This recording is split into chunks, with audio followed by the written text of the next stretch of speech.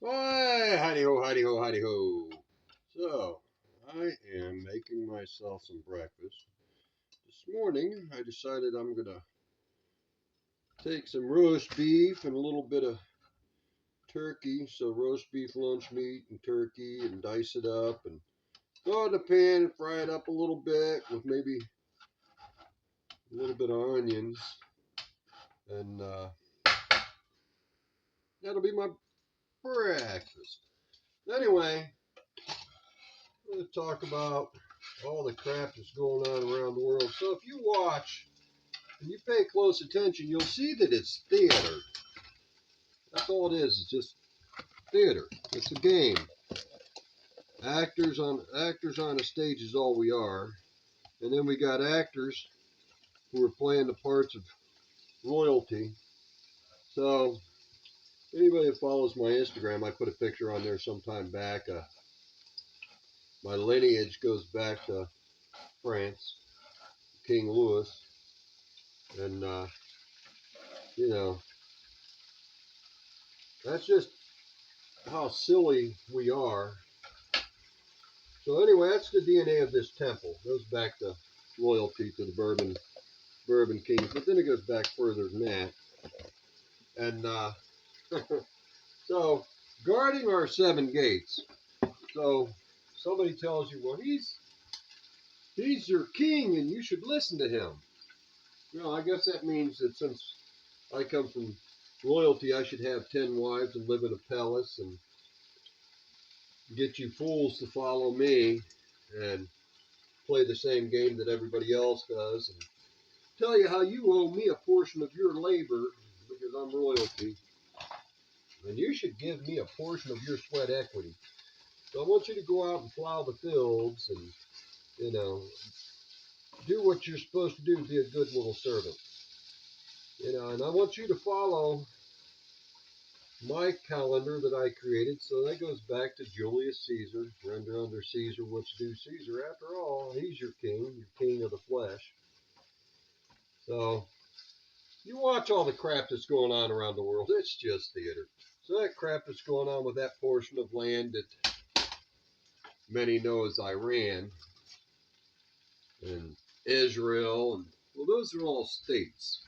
States is in corporations. That is not the actual B'nai Israel, Israel. That's a state, for-profit state that is being run and controlled by the bankers. And there's a lot of truth in Torah. So when you read the book, what you need to understand is that you're being told straight out that you sold yourself, that you sold yourself in servitude to the bankers. It's free will. You did it of your own free choice. Granted, you were indoctrinated when you were younger, but you at some point in time were expected to grow up, not to be a child. So you need a caretaker. So you put everything in the name of a trust account. So that's what that Social Security trust is, and that's why you pay taxes, because you put everything in a trust account. I don't give a damn what a man calls himself, a rabbi. I don't care what he calls himself. Any man who believes that you have to give him a portion of your sweat equity for him to be your caretaker is automatically mentally insane. He's a narcissist, a psychopath, a sociopath. I mean, he's got all kind of mental ailments. But at the same time, so do you. If you're that stupid that you believe you have to give another man a portion of your sweat equity, your labor, then you're just as mentally ignorant and incompetent and nuts as that individual. So that's why that all caps name is called Capitis Diminutio Maximum, which I've stated many a time. A slave, a prisoner of war, or somebody who's mentally insane.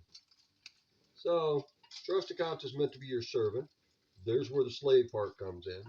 Somebody who's mentally insane, well, mentally insane if you believe that somebody else has a right to own you and rule over you.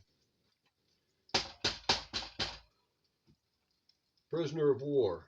Who are you at war with? Well, you're using Julius Caesar's calendar, so obviously you're at war with God.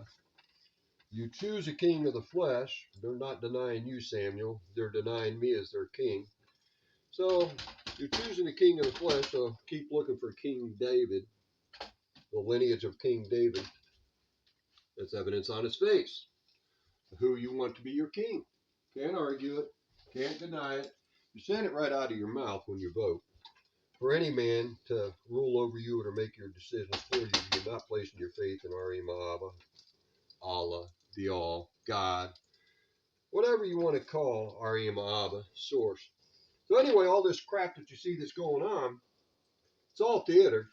So I'm going to put these bunker buster bombs in these facilities that have not been used or operated in umpteen years. So if you actually get into it and you listen to individuals like Scott Ritter, who actually inspected those, and you listen to the people that actually do the inspections, those facilities that were bombed have not been used for enriching uranium or, you know, they haven't used those facilities in years. And basically what they have done, and it's because it's a last-ditch effort. So the empire is falling, so they got to do what they can to try to push their fiat system because they need to get that energy. They need to get that currency coming back to them because right now they're losing it. So this is the last-ditch effort to try to do any and everything they can. Finding excuses for why they have a right to take more of your money. So all these laws that they're creating to where the bankers benefit off their for-profit prison systems. And then they got those jackasses with the badge and a nom de guerre on their chest, the war name, that are pushing their dictates, not laws, codes. We need to be clear that those are codes. Anyway, so how much did it cost in those fiat dollars for the failing system, the falling empire? How much did it cost to drop those bombs? What is the actual expense? And then Iran turned around and telegraphed that they're going to be doing the same thing. So they give that Title 28 corporation known as the United States time to get their men of war out of the area. They don't actually bomb, per se, the area. And they do their little show. That's all it is a show. You know, you're telegraphing what you're going to do, and it's a show for you. And it's hilarious because there are those who are definitely asleep. They're so damn indoctrinated, and I was there once, so I understand. I'm so indoctrinated, you believe this crap. You actually believe it. And then they try to build fear by, oh, well, it's going to be a nuclear war. Yeah, so what? Go ahead and let your nukes off. Because I'm still going to be alive. Even after I leave this body, I am still going to be living. And when you realize that, and you let go of the fear, guess what happens? The bankers no longer have a way to rule over you because you don't fear their crap. It's like, you know they're not going to do it because they'd be destroying themselves. And that's the one thing. They won't do that because they're not going to destroy themselves. So, all this shit, I mean, that crackhead jackass that's in the office, you know, he's got mental issues, but all of them do. You know, a good salesman is generally, if you look up the 10 jobs that are most common for a psychopath or sociopath to do, it'd be a salesman, somebody who's in ministry, high up in ministry, you know, because to get that high, and it's not always the case, but it's a good portion of the time it is. It has to be a psychopath or a sociopath, people that are in the different government agencies to where they have control over others. Men with the nom de guerre, the badge, and the armaments. There's a good chance they're either a sociopath or a psychopath, but they definitely are suffering from situational narcissism to believe that you've got a right over other people because another man gave you the right. You really got to have something going on up there. But when we're younger, all of us kind of lean that way.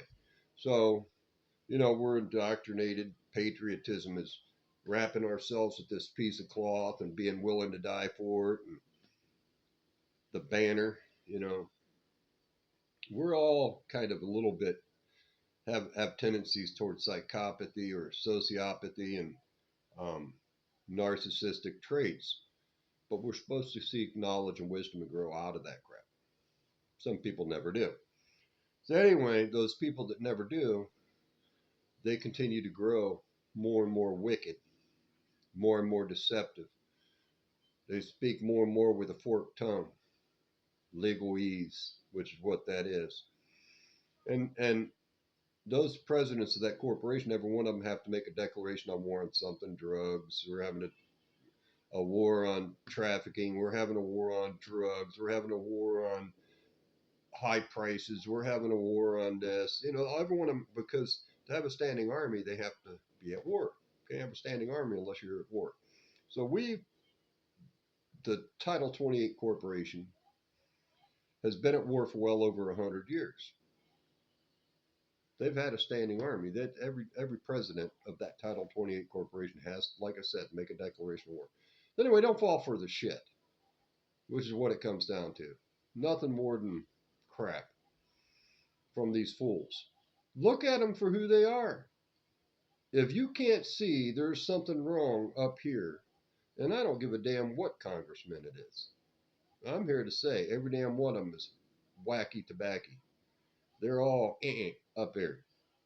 That's why they have those positions. They're seeking positions of power over others. I'm going to make your dictates for you, and I'm going to sign this piece of parchment, and you owe the bill for it. Well, we're bailing our friends out with Boeing and Lockheed Martin and all the oil and gas industry, and well, we're bailing them out. You got to pay the bill. So we're going to give them millions of dollars, but you have to pay the bill for it. Really? Is that how it works? So think about what's going on around you. You are not a slave. You were born sovereign. You are sovereign. You don't need another man's paperwork to travel, fish, forage for food is what it's called. Not, you know, you don't need another man's documents to have a union with the opposite sex. A marriage license, all that licensing crap. They've so beguiled humanity that we believe these men have a right to have power over us and women. They have no right, no more right than you do, to walk on this farm that we live on. Guard your 7 gates. Quit falling for the games. God bless. Much love.